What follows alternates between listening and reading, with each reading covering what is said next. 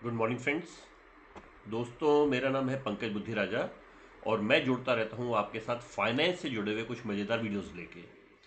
तो दोस्तों, जैसे कि आप जानते हैं, मुझे अब इस फील्ड में जो है 30 साल से ज़्यादा हो गए पढ़ते हुए, पढ़ाते हुए और नौकरी करते हुए। और उससे भी पहले मैं जब मैं कॉलेज में था तब से शेयर बाज़ार में इन्वेस्ट करता हूँ।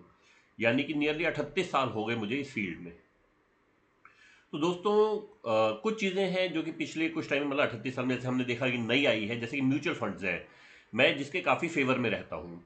तो आप सब जानते हैं कि मैं सिप्स जो है सिस्टमेटिक इन्वेस्टमेंट प्लान है, उसको काफ़ी प्रेफर करता हूँ। मैंने जो है जनरली इसके ऊपर कई वीडियोस भी बनाए हैं कि सिप कैसे ज़रूरी है। जैसे मेरे एक मित्र कहते थे कि जैसे मोदी जी कहते हैं कि हर घर तिरंगा, तो ऐसा होना चाहिए कि हर घर सिप। सिप एक ऐसी चीज़ है जिसकी हर परिवार को, हर घर को ज़रूरत है। तो कुछ टाइम पहले मेरे मित्र ने बोला कि यार, मैंने तो सिप में पैसा लगाया था और मेरा इतना बना नहीं पैसा, और मैं जो है सिप बंद कर रहा हूँ। तो अब अगर आप इसको वैसे भी देखते हैं तो सिप स्टॉपेज रेशो जो है पीछे काफ़ी बड़ी है। सिप स्टॉपेज रेशो मतलब कि जितनी सिप्स बंद हुई है डिवाइडेड बाय जो नई सिप्स आई हैं, विच मीन्स कि जितनी सिप आजकल आ रही हैं ऑलमोस्ट उतनी ही या उससे ज़्यादा बंद हो रही हैं। तो लोग ये पूछते हैं कि यदि सिर्फ इतनी बढ़िया चीज़ है तो इसमें लॉसेस क्यों, या इसमें जो है एक्सपेक्टेड रिटर्न क्यों नहीं आते, और हम किस तरह इसमें जो है इन्वेस्ट करें। तो मैं उनको बोलता हूँ कि एक बड़ा प्यारा रूल है, बड़ा बेसिक रूल है और काफ़ी पॉपुलर रूल है। आप गूगल पे भी इसको चेक कर सकते हैं, जिसे कहा जाता है 7531 रूल ऑफ सिप।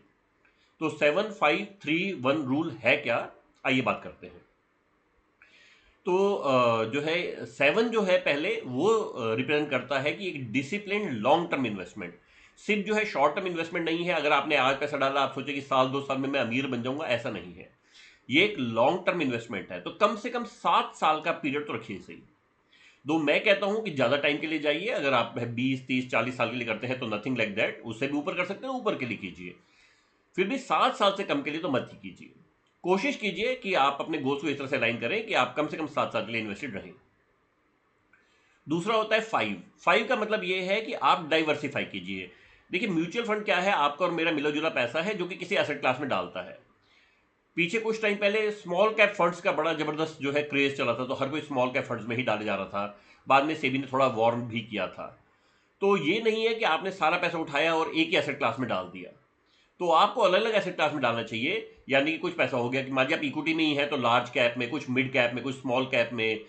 डेट की साइड गए तो कुछ डेट साइड पे होना चाहिए। आप जो है एक्सचेंज ट्रेडेड फंड्स है, ईटीएफ वगैरह जो है, गोल्ड ईटीएफ है, सिल्वर ईटीएफ है, या इस तरह के फंड्स है, उनको भी देख सकते हैं। आप जो है मल्टी कैप फंड्स है देख सकते हैं, आजकल थीमेटिक फंड्स हैं, इंटरनेशनल फंड्स हैं। तो काफ़ी ज़्यादा वेराइटी है म्यूचुअल फंड्स में जिनके थ्रू आप इन्वेस्ट कर सकते हैं। तो आपको कम से कम जो है 5 जो है एसेट क्लासेस में इन्वेस्ट करना चाहिए। इसके बाद आता है थ्री। थ्री जो ये है वो ये कहता है कि तीन हमारी स्टेजेस होती हैं, जो कि हमारी इमोशनल स्टेजेस होती हैं जहां पर हम लॉसेज उठाते हैं। तो एक होता है डिसअपॉइंटमेंट, एक होता है पैनिक, और एक होता है इरिटेशन। तो लोगों को इरिटेशन होना शुरू हो जाता है, यार इतने टाइम से पैसा डाल रहा हूँ कुछ आ ही नहीं रहा। डिसअपॉइंटमेंट है, यार ये क्या है यार, इससे अच्छा तो मैं एफडी में पैसा डाल देता।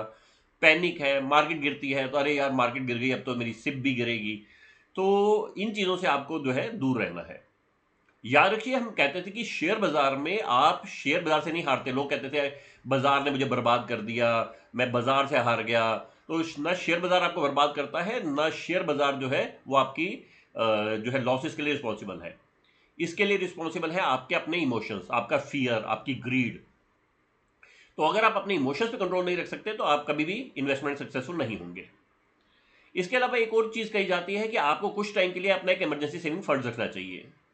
3 से 6 महीने का पैसा। यानी कि अगर मान लीजिए आपका महीने का खर्चा है 50,000 रुपये, तो 1.5 से 2 लाख रुपया, बल्कि 3 लाख रुपए तक आपके पास इमरजेंसी में पड़ा होना चाहिए, ताकि आपको अपनी इन्वेस्टमेंट्स रिडीम ना करनी पड़े। ऐसा ना हो कि आपको अपने शेयर्स बेचने पड़े, या अपने म्यूचुअल फंड या अपनी सिप्स जो है बेचने पड़े, या सिप बंद करनी पड़े। और आखिरी में आता है वन, जो ये कहता है कि साल में कम से कम एक बार जो है आपको अपनी सिप की अमाउंट बढ़ानी चाहिए। इसके ऊपर मैंने एक डिटेल्ड वीडियो भी बनाया है स्टेप अप सिप का। विच मीन्स कि मान लीजिए आपने सिप शुरू की 1,000 रुपए से। पहला साल आप 1,000 रुपये पर मंथ डाल रहे हैं। उसके बाद आपने क्या किया कि अगले साल जो है 10% बढ़ा दिया, 1100 डालने शुरू किया। उसके अगले साल जो है 10% और बढ़ा दिया, 1,210 रुपये जो है वो आप डाल रहे हैं। तो इसके ऊपर मैंने बड़ा एक डिटेल वीडियो बनाया था कि अगर आप स्टेप अप सिप करते हैं तो आपका अमाउंट जो है बड़ा सिग्निफिकेंटली इंक्रीज हो जाता है। तो अगर आप अपने इमोशंस को कंट्रोल रखते हुए और डिसिप्लिन तरीके से इन्वेस्टमेंट करते हैं लॉन्ग टर्म के लिए और ये 7531 रूल को जो है फॉलो करते हैं, तो डेफिनेटली आपको एक अच्छा रिटर्न मिलेगा। सिर्फ एक बहुत बढ़िया जो है एक इन्वेस्टमेंट का तरीका है, पर वो जैसे सारा इन्वेस्टमेंट है डिसिप्लिन मांगता है। यदि आप डिसिप्लिन से करेंगे तो डेफिनेटली आप सक्सेसफुल होंगे। तो दोस्तों आज के लिए इतना ही। अगर आपको मेरी वीडियो अच्छे लगते हैं तो कृपया शेयर कीजिए अपने दोस्तों और रिश्तेदारों के साथ और उनको रिक्वेस्ट कीजिए कि वो भी सब्सक्राइब करेंगे। मैं जल्दी वापस आऊँगा आपके साथ एक और नया वीडियो लेके। आज के लिए इतना ही। So thank you for joining. तो थैंक यू फ्रेंड्स।